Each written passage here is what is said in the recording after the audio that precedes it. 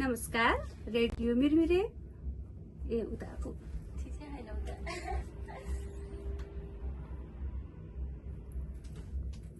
आइगे हैन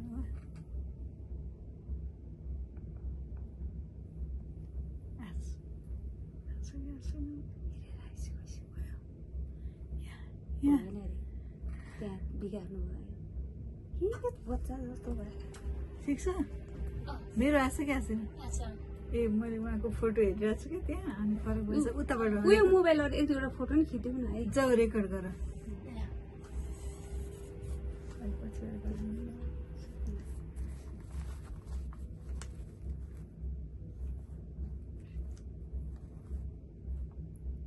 सुस्तानी पनि नमस्कार रेडियो मिरमिरे 89.4 मेगा हर्जमा यहाँहरूलाई हार्दिक स्वागत छ। यो हो कार्यक्रम स्वस्थ मन सफल जीवन।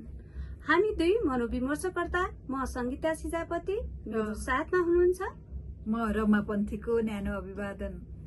यो कार्यक्रम बागमती प्रदेशबाट प्रसारण हुँदै आइरहेको छ र तपाईहरूले यसलाई रेडियो मिरमिरे.com.np मिरमिरे अनलाइन टिभी तथा फेसबुक पेजबाट हेर्न र सुन्न सक्नुहुन्छ।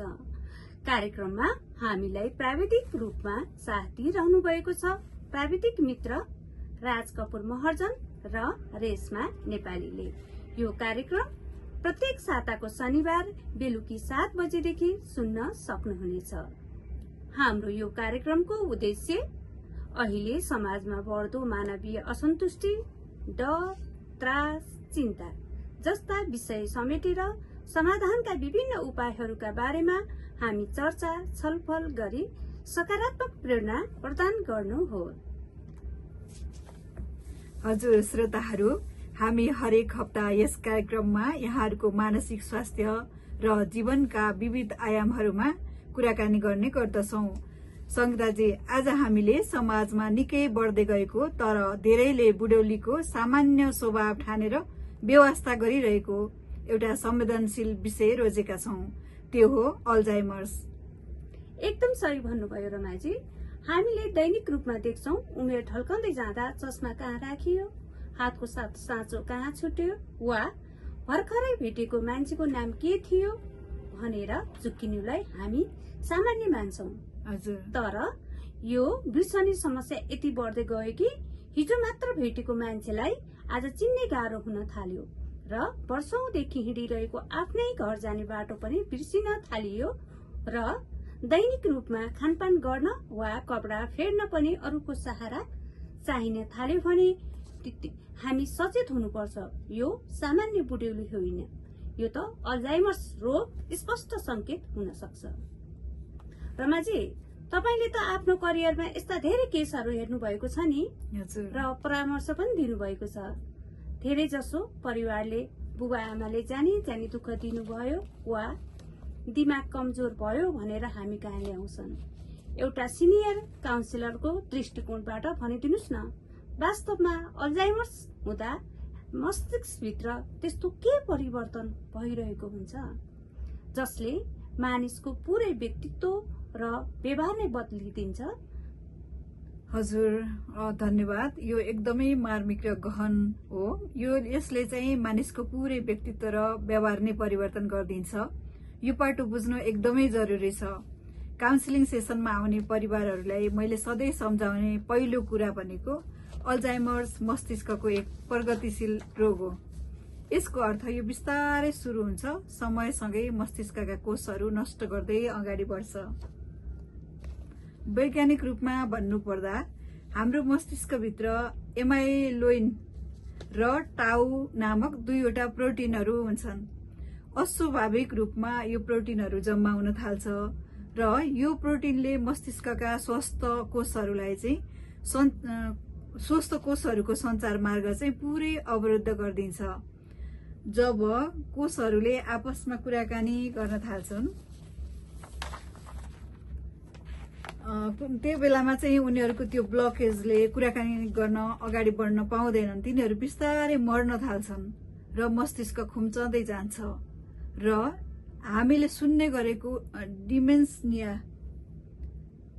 अर्थात् स्मरण शक्ति र चेतना गुम्ने समस्याको सबभन्दा ठूलो र मुख्य प्रकार भनेको यही नै हो। ओहो, भनेपछि यो कुनै मानसिक भ्रम, कमजोरी वा मान्छेले जानी जानी गरेको नाटक होइन। यो त मस्तिष्कभित्र भइरहेको एउटा वास्तविक भौतिक र जैविक क्षति हो। इतिहास हेर्ने हो भने सन् 1906 मा जर्मनीका स्नायु रोग विशेषज्ञ डाक्टर एलोइस अल्जाइमर्सले पहिलो पटक एक मृत बिरामीको मस्तिष्क परीक्षण गर्दा यो अनौठो परिवर्तन देखेका थिए र उनकै सम्मानमा यसलाई अल्जाइमर्स भनिएको हो नि रमाजी। ओहो, यो सामान्य बिर्सने रोग र अल्जाइमर्स बीचको फरक चाहिँ एकचोटि त्यसकै बारेमा छलफल गरौँ न त सङ्गीताजी। जुन प्रश्न चाहिँ हामीलाई काउन्सिलिङका क्रममा धेरै सेवाग्राहीहरूले र उहाँहरूको परिवारले चाहिँ सोध्ने गर्नुभएको थियो। म पनि त सामान राखेर बिर्सिन्छु नि, एउटातिर राख्यो अर्कोतिर खोजिरहेको हुन्छु, कतै मलाई पनि अल्जाइमर्स भएको होइन भन्ने चाहिँ धेरैलाई लागिरहेको हुन्छ। यो अलमल चिर्नको लागि चाहिँ अब आज हाम्रो काम है सङ्गीताजी, यो धेरै श्रोताहरूले ध्यान दिएर सुन्नु होला। सामान्य बुढौलीको बिर्सने बानी र अल्जाइमर्सको लक्षणहरूमा चाहिँ आकाश र जमिनको फरक छ है। हो रमाजी, यसलाई हामीले केही व्यवहारिक उदाहरणबाट बुझाउन। जस्तै सामान्य बुढौली वा सामान्य बिर्सने बानी भएको मान्छेले कहिलेकाहीँ कुनै निर्णय लिन अलि समय लगाउन सक्छ र अल्मलिन सक्छ, तर अल्जाइमर्स भएको व्यक्तिमा सही र गलत निर्णय गर्ने क्षमता, पैसाको हिसाब किताब गर्ने योग्यता नै पूर्ण रूपमा नष्ट भइरहेको हुन्छ। एकदमै सही भन्नुभयो। अर्को कुरा, सामान्य रूपमा बिर्सने मान्छेले महिनाको कुनै एउटा मिति बार बिर्सिन सक्छ, तर उसले चाहिँ क्यालेन्डर हेरेपछि म त बिर्सेछु, यो त यस्तो पो रहेछ भनेर चाहिँ उसलाई रियलाइज हुन्छ, फेरि उसले सम्झिहाल्छ। तर अल्जाइमरको बिरामीलाई कुन साल चलिरहेको छ, कुन ऋतु चलिरहेको छ, आफू कुन ठाउँमा छु भन्नेसम्म उसले बिर्सिन्छ। यो भनेको त उसको एउटा चेतनाबाटै टाढा भएको अवस्था हो। अल्जाइमर भइसकेपछि चाहिँ उसले यति धेरै असरहरू चाहिँ उसले फिल गर्न सक्दो रहेछ र यो धेरै डिफ्रेन्टहरू छ है अल्जाइमर र नर्मल बिर्सने बानीमा चाहिँ। भाषाको कुरा गर्दा नि त्यस्तै हुन्छ। हामी सामान्य मानिसले कुरा गर्दा गर्दै कहिलेकाहीँ कुनै उपयुक्त शब्द ठ्याक्कै सम्झिन सक्दैनौँ र भन्छौँ नि त्यो के भन्छ रे। तर अल्जाइमर्सको बिरामीले त बोल्दा बोल्दै बिचमै रोकिन्छन् र साधारण भन्दा साधारण शब्द पनि सम्झिन नसकेर एउटै वाक्य पटक पटक दोहोऱ्याइराखेका हुन्छन्। सबभन्दा ठुलो र डरलाग्दो फरक चाहिँ सामान राख्दा कहाँ राखे भन्ने नै थाहा नहुने हो है सङ्गीताजी। अल्जाइमर र नर्मल बिरामीहरूमा हेर्दाखेरि त्यो नै फरक देखिन्छ। सबभन्दा पहिलो कुरा सिम्टम नै उनीहरूले सामान कहाँ राख्यो त्यो नै थाहा पाउँदैनन्। अनि हामी कहिलेकाहीँ आफ्नो चाबी कता राख्यौँ, अनि चस्मा कता राख्यौँ, मोबाइल कता राख्यौँ भनेर खोजिरहेको हुन्छौँ, त्यो नर्मल कुरा हो। हामी झुक्किनु पनि स्वाभाविकै हो। तर अल्जाइमरका बिरामीले चाहिँ सामान एकदमै अनौठो तरिकाले बिर्सिन्छन्, अकल्पनीय ठाउँमा राख्ने क्या। जस्तै हामीले त अब जुत्ता खोलिसकेपछि ढोकाभित्र या बाहिर तलमाथि त राख्छौँ नि, उनीहरूले चाहिँ जुत्ता खोलेर लगेर फ्रिजभित्र पनि राखिदिन सक्छ क्या। त्यो चाहिँ एकदमै फरक हुन्छ। अनि फोहोरको बाल्टिनमा लगेर मोबाइल राख्न सक्छन्, ब्यागहरू लगेर राख्न सक्छन्, पछि त्यो सामानहरू भेटिँदैन नि त। त्यसपछि उनीहरूले खोज्दाखेरि त्यो कल्पना नै गर्न सक्दैनन् त्यस्तो ठाउँमा उनीहरूले राखेको सामान भेटिन्छ। अनि उनीहरूलाई लाग्छ मेरो सामान कसैले चोरी गर्यो, मैले त त्यहाँ राखेको थिइनँ, कसैले लगेर त्यहाँ राखिदियो भन्ने एकदमै शङ्का हुन थाल्छ है। अनि त्यसले गर्दा परिवारभित्र पनि एकदमै झगडा हुन्छ। त्यो पनि मुख्य सिम्टमहरू है। यो त साँच्चै नै चुनौतीपूर्ण अवस्था हो नि रमाजी। यसको मतलब अल्जाइमर्स रोग एक्कासी कडा रूपमा आउँदैन। हो सङ्गीताजी, एकदमै ठिक भन्नुभयो। अब चाहिँ हामी श्रोताहरूलाई एकछिन छोटो विश्रामतिर लैजाउँ। अल्जाइमर भन्दा भन्दै हामी विज्ञापन पनि एकछिन बजाइदिउँ, त्यतातिर लगेर श्रोताहरूलाई एकछिन फ्रेस गराउँ न त है। हजुर श्रोताहरू पुनः स्वागत छ कार्यक्रममा। हो यो बिस्तारै बिस्तारै अल्जाइमर्स रोग बढ्दै जाँदै गर्दाखेरि हामीलाई चाहिँ 3वटा चरणमा चाहिँ यसलाई हेर्ने गर्छौं, हैन त रमाजी? हो हजुर।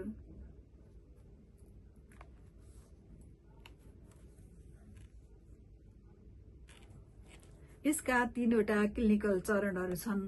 पहिलो हो प्रारम्भिक चरण। यसमा बिरामीले भर्खरै गरेका कुराहरू जस्तै बिहान के तरकारी खायौ, अघि भर्खर कोसँग कुरा गर्यौ, तिमी कहाँबाट आयौ भन्ने कुरासम्म उसले बिर्सिरहेको हुन्छ, उसलाई बताउन सक्दैन। अनि मध्यम चरणमा पुगेपछि त झन् समस्या अझ जटिल बन्छ। हजुर हो नि। यस चरणमा बिरामीले आफ्नो ठेगाना, आफ्नो फोन नम्बर वा अतीतका महत्वपूर्ण घटनाहरू पनि भुल्न थाल्छन्। उनीहरूलाई त कपडा कसरी फेर्ने वा शौचालय कसरी जाने भन्ने कुरामा पनि अलमल हुन्छ। यही चरणमा उनीहरूको व्यवहार अचानक कडा र परिवर्तन आउन थाल्छ। हो नि। दोस्रो चरणमा त यस्तो छ भनेपछि अन्तिम चरण भनेको त एकदमै पीडादायी नै हुन्छ सङ्गताजी है। हामी सम्पूर्ण श्रोताहरूलाई भन्नै पर्छ, जहाँ बिरामीले आफ्नै श्रीमान श्रीमती छोराछोरीसम्म चिन्न सक्दैनन् है। यो चाहिँ एकदमै भयानक जस्तो लाग्छ। आफ्नै फ्यामिली मेम्बरलाई नै नचिनेर तिमी को हौ, बुढाबुढीले भन्नुहुन्छ नि आफ्नै छोरा कतैबाट आउँदा ढोकिदिने, अनि बुहारी कतैबाट आउँदा को आउनुभयो भनेर नचिन्ने गर्नु भएको पनि हुन्छ बुढाबुढीमा, त्यस्तो देखिन्छ होइन। त्यो चाहिँ एकदमै भइरहेको कुरा हो। यो चाहिँ एकदमै बढ्दै जाँदा अचानक एउटा कडा रूपमा चाहिँ परिवर्तन आउँछ है उहाँहरूमा चाहिँ। अलमल एकदमै हुन थाल्छ। एकदमै गम्भीर कुरा गर्नुभयो रमाजीले। उमेर र आनुवंशिक कारणहरू त आफ्नो ठाउँमा छँदैछन्, जसलाई हामी बदल्न सक्दैनौं। तर हाम्रा काउन्सिलिङ सेसनहरूमा आउने कोही केसहरू हेर्दा हामीले आधुनिक जीवनशैलीका कुन कुन कुराहरू र यसका लागि बढी जिम्मेवार देखिएका छन् र यसका जोखिमहरू पनि के छन् रमाजी, आजको हाम्रो यो कार्यक्रममा बताइदिनुस् न। हजुर, यो त एकदमै उमेर र वंशानुगत कारणहरू चाहिँ अपरिवर्तनीय भए होइन।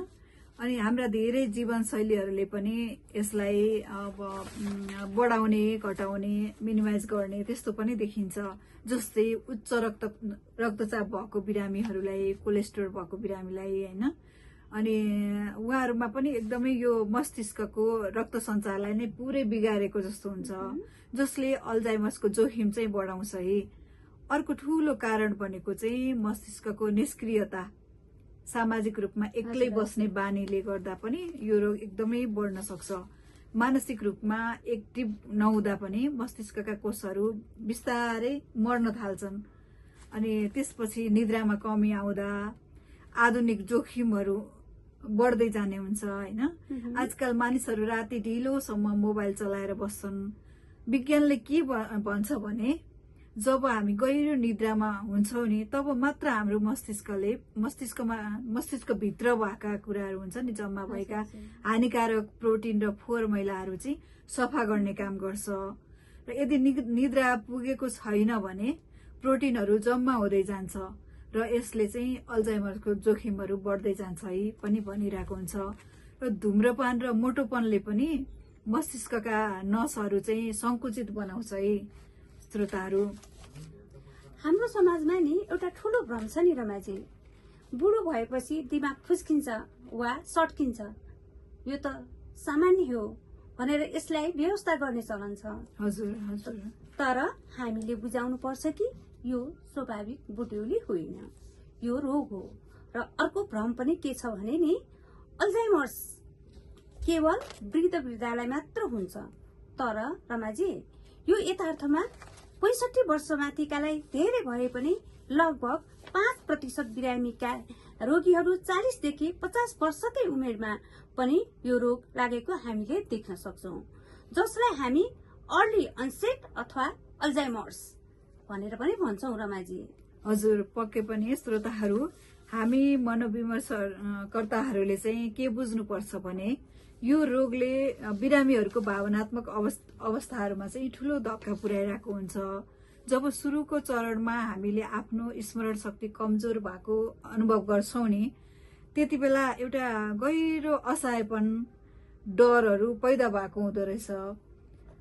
यसले गर्दा उनीहरू घोर उदासीनतामा जाने, अत्याधिक रिसाउने, चिडचिडाउने, परिवारका सदस्यहरूलाई पनि शत्रु ठान्ने, शङ्का गर्ने समस्याहरू देखिँदो रहेछ। र धेरै मानिसहरू सोध्छन् यसलाई पूर्ण रूपमा निको पार्ने औषध छ कि छैन भनेर पनि सोध्छन् है। यथार्थमा के हो भने आजको मितिसम्म यसलाई चाहिँ जरैदेखि ठिक पार्ने चाहिँ कुनै पनि रोगहरू छैन। तर यदि समयमै पहिचान गर्यो भने आधुनिक चिकित्सा र हामीले गर्ने विभिन्न संज्ञानात्मक थेरापीहरू हुन्छन् हैन, यसको माध्यमबाट चाहिँ रोग बढ्न सक्ने गतिलाई चाहिँ कम गराउन सकिन्छ र बिरामीको जीवनलाई सहज र सम्मानजनक तरिकाले अगाडि बढाउन चाहिँ सकिन्छ है। एकदमै सही कुरा गर्नुभयो रमाजी।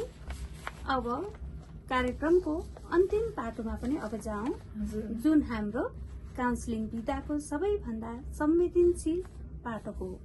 अल्जाइमर्सको बिरामीलाई भन्दा बढी मानसिक, शारीरिक र संवेगात्मक तनाव, थकाइ, उनको हेरचाह गर्ने परिवारका सदस्य वा केयर गिभरलाई पनि भइरहेको हुन्छ नि। हजुर, तपाईले एकदमै सही कुरा उठाउनु भयो सङ्गीताजी। यसलाई हामी क्लिनिकल भाषामा केयर गिभर बर्नआउट भन्छौँ। बिरामीले एउटै कुरा दिनमा 10 पटक सोद्धा हेरचाह गर्ने मान्छे रिसले आगो हुन सक्छ नि त हैन। कन्टिन्यू सेवा गरिरहेछ, एउटै कुरा भनिरहेछ, अनि उसलाई रिस उठ्नु पनि स्वाभाविकै हो हैन। त्यसले चाहिँ हामीले एउटा पारिवारिक परामर्श पनि दिनुपर्छ है। अल्जाइमर्स भएको फ्यामिली मेम्बरले चाहिँ एउटा काउन्सिलिङ लिन चाहिँ एकदमै आवश्यक छ। किनभने एउटै काम गर्दा गर्दा मान्छे दिक्क भइसकेको हुन्छ र उसको बारेमा सबै कुरा बुझिसकेको चाहिँ हुँदैन। श्रोताहरू, हामी उहाँहरू मध्ये कसैलाई त्यस्तो छ भने पनि यो एउटा टिप्स हुन सक्छ है। अनि बिरामीलाई चाहिँ कहिले पनि मैले अघि भर्खर भनेको के थिएँ भन्ने कुराहरू याद नहुँदा एउटा दबाब र प्रतिशोध चाहिँ हामीले नगर्ने हैन। उहाँहरूले बिर्सिनुहुन्छ, उहाँको रोगले नै बिर्साएको हो भन्ने कुरा चाहिँ हामीले बुझ्नु पर्ने हुन्छ। यदि बुझिएन भने यसले चाहिँ एन्जाइटी बढाउँछ क्या। अनि उहाँहरूलाई चाहिँ फिल हुन्छ मलाई अरूले एउटा टर्चर दिइरहेछ जस्तो फिल पनि हुन्छ। त्यसैले हामीले चाहिँ एउटा पारिवारिक परामर्श चाहिँ एकदमै आवश्यक छ जस्तो लाग्छ क्या अल्जाइमरको फ्यामिली मेम्बरलाई। त्यो चाहिँ हो। अनि उहाँहरू भएको घरमा चाहिँ कस्तो हुनुपर्छ भने भुइँमा एउटा चिप्लो सामानहरू, धारिलो हतियारहरू, औषधिहरू पनि अगाडिमा नराख्दा नै बेटर हुन्छ। किनभने उहाँहरूले बिर्सिने बानी हुन्छ नि त। अनि त्यो कति बेला के गर्ने पनि थाहा नहुन सक्छ। औषधिहरू पनि उहाँहरूले धेरै पटक सेवन गरेको हुन सक्नुहुन्छ। अनि त्यही भएर यिनी कुराहरूबाट चाहिँ उहाँहरूलाई टाढा राख्नुपर्छ। अनि आधुनिक प्रविधिको प्रयोगले पनि बिरामीहरूलाई घरबाट निस्केर बाटै बिर्सिने बानी हुन्छ हैन। अनि डराउने एकदमै डर पनि बढी हुन्छ। अनि स्मार्ट वाचहरू पनि उहाँहरूले लगाउनुहुन्छ नि हैन।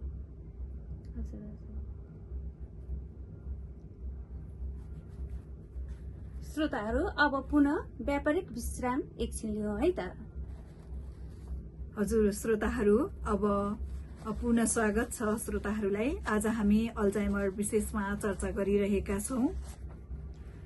साँच्चै नै रमाजी, युवा अवस्थादेखि नै युवा बेलैमा यो रोगको जोखिमबाट बच्नका लागि हामीले कस्तो जीवनशैली र मस्तिष्क व्यायाम अपनाउन सल्लाह दिने त आजको यो कार्यक्रममा छोटकरीमा हाम्रो श्रोताहरूलाई भनिदिनुहोस् न। हजुर, पक्कै पनि श्रोताहरू, हाम्रो मस्तिष्कलाई सधैँ चुनौती दिइराख्नुपर्छ जसले मस्तिष्कको कार्यक्षमता बढाउँछ।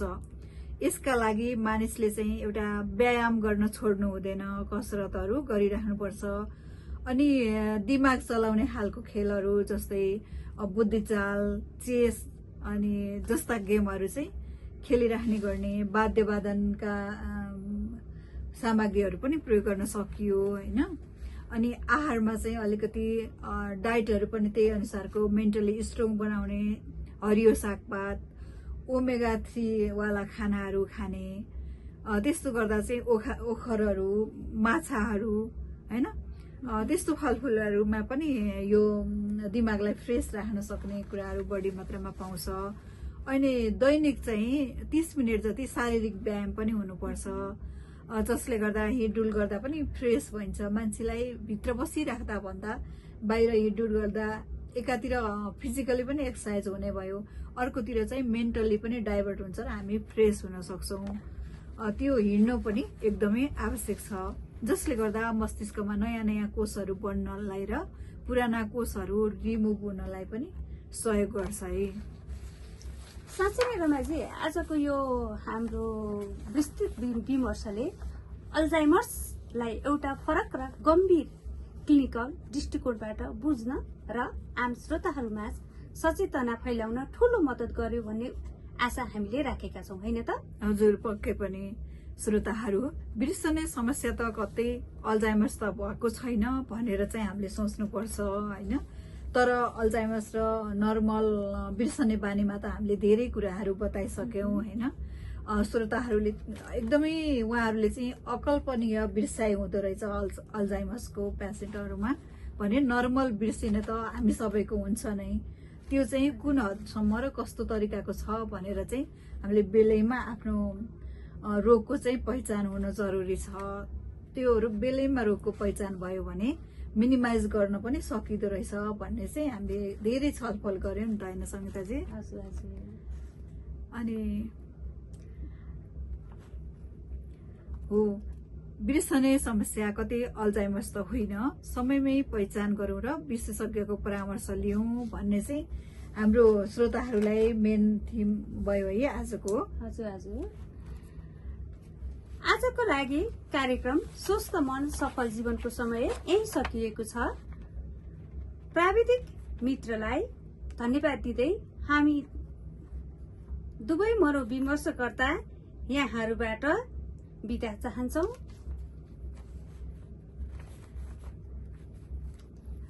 श्रोताहरू, तपाईहरू आफैमा सबैभन्दा महत्त्वपूर्ण हुनुहुन्छ।